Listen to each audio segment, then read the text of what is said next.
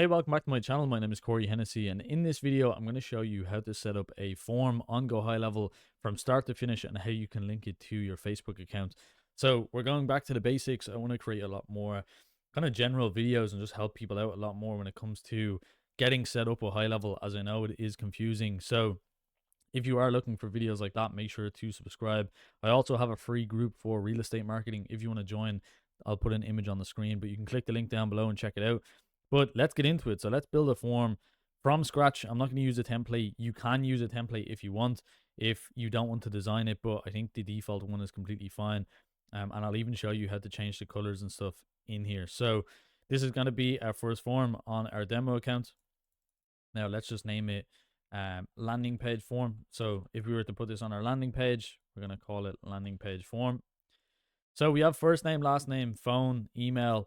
We have our checkboxes now for A2P, which is the restriction on how you can collect leads and then contact them using your phone number. You need to have two checkboxes, so you'll need to keep these on. If you try to remove them, you won't pass your verification. Now, there is a workaround. You can use live chat to pass, and then you can remove these or keep some very basic ones that will still conform to the security and what you need to have, but it doesn't need to be this intense. This has a lot of information on the two checkboxes. You can make them a lot more simple once you pass A2P, but if you're using this to pass A2P, leave them on. Just change the brackets, so change the default ones that GoHighLevel give.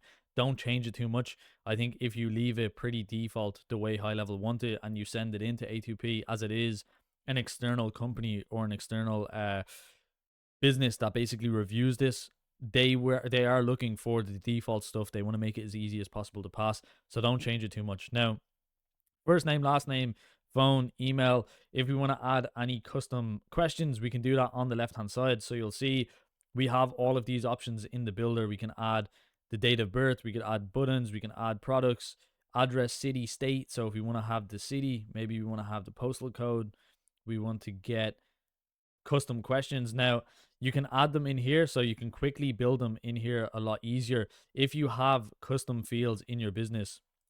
So for example, let's put in, what is your budget for a new home? This is a custom field that I set up and I have a video on that already. So now we're asking what the budget is, general info, when does the person want to sell? So for example, this person is looking to sell a home and maybe downsize into a new home. That's something that we could do. Consultation, when you're looking to purchase a property. So all of these are kind of overlapping. Let's quickly remove some of these.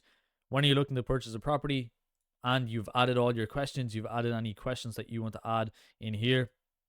To edit any of the fields, you're just going to click on them, click on the settings cog. You can change the label. You can change if it's required. So for example, let's get rid of the city. Let's just keep the postcode. Since we're mainly focusing on the US, we're going to change it to the zip code. We're going to make it required. So now zip code is required. When you're looking to purchase, we're also going to make this required, meaning people cannot progress any further without completing these forms. They are required fields. They have to be done. And I think that's it. Let's just leave it pretty basic. As if this was on a landing page, I would add more questions.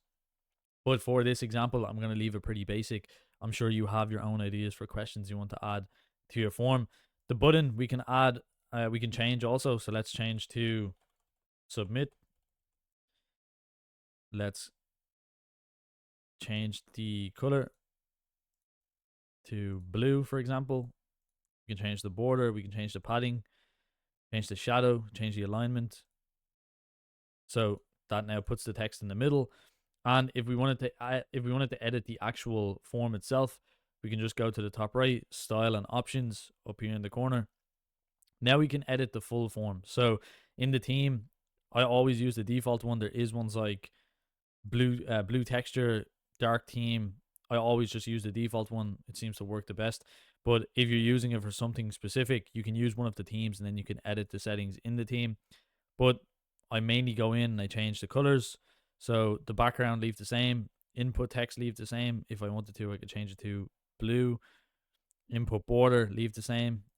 We could change it to blue if you want. Now you can see it's changing. The layout we can change in here also. Miscellaneous, we can add our branding. So if you're doing this for a business, you'll see my agency is down the bottom left, Vantage. If you're looking for help, you can click the link down below for that. But that's how you can add your branding if you are an agency. Now we have it finished. Obviously, you can go in, you can mess around with all of these settings. What we're going to do is hit save. And the next step is super important. So you're going to go to your settings. Now, this is something people never do. What's going to happen by default is you're going to send a message. So it's going to pop up with a message when they hit submit. It's literally going to pop up on the screen with this message. So when you're getting leads in, it's going to accept the leads with this information. So it's just going to give you the information. They're going to get the message that pops up on screen. You can obviously change this for thanks for completing the form, whatever you want the message to be.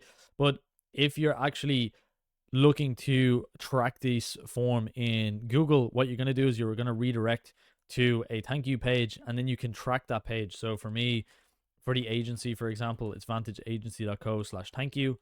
That's going to send them to a thank you page, and I can track on Google every time somebody goes to that thank you page that comes from traffic to the landing page. So Google will be tracking, okay, this person has came from the form, they're now on the landing page, they've completed the form, now they've gone to the thank you page.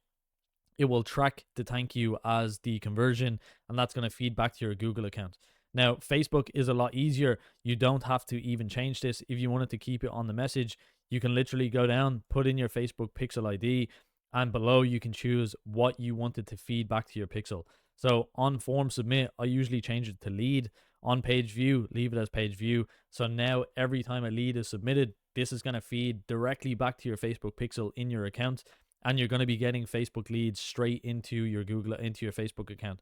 Now, what I've noticed for me depends on what you're doing, but since we work in real estate, a lot of our clients, we mainly focus on website traffic. So we're sending the lead to a landing page, they're filling in the form manually, and the quality of the lead is a lot higher, especially if we're dealing with high ticket items. If you're doing something with more volume and you're using AI, you probably don't need to send people to your landing page, and instead you'll just be accepting on page or on platform lead forms. But this is great if you are going down the route of you want higher quality leads, you want to track those leads a lot better. Put in your Facebook pixel, it's going to feed it all back, and now you have all of that information. I don't usually change any of these. You can create a conversation on submission, so automatically create conversation threads. So this will make a conversation in your dashboard, and if you're using conversational AI, it can then respond to the leads if they reach back out. It's not going to do it by default, so if you're using the automation in your HighLevel account to reach out to leads, you should create a conversation either way, so you don't really need to turn this on. And enable time zone, it just keeps track of the individual's time zone, and that's pretty much it. You don't have to do anything else. You can hit save. If we want to now add this to our website, it's as simple as clicking integrate, choose the inline option. So that's just keeping it inline on the website. So if you embed it into the code, it's going to give you the option down below. You can copy it, go to your website. If you're using Elementor, if you're using Squarespace, WordPress, whatever platform, you're going to have some sort of HTML block, and then you can just paste in the code. It's going to pull the form up straight away, and now your form is added to your website, and you've created a form inside of GoHighLevel. So hopefully you enjoyed the video. If you have any more questions, feel free to leave them down below. Make sure to subscribe if you enjoyed the video. I'm trying to hit 1,000 subscribers, so I really do appreciate it. And yeah, let me know down below how you're going to be using this, if you have any questions. And if you are in real estate, I have a completely free group that you can join, and I look forward to seeing you in there. We do weekly calls. And again, thank you so much for watching the video.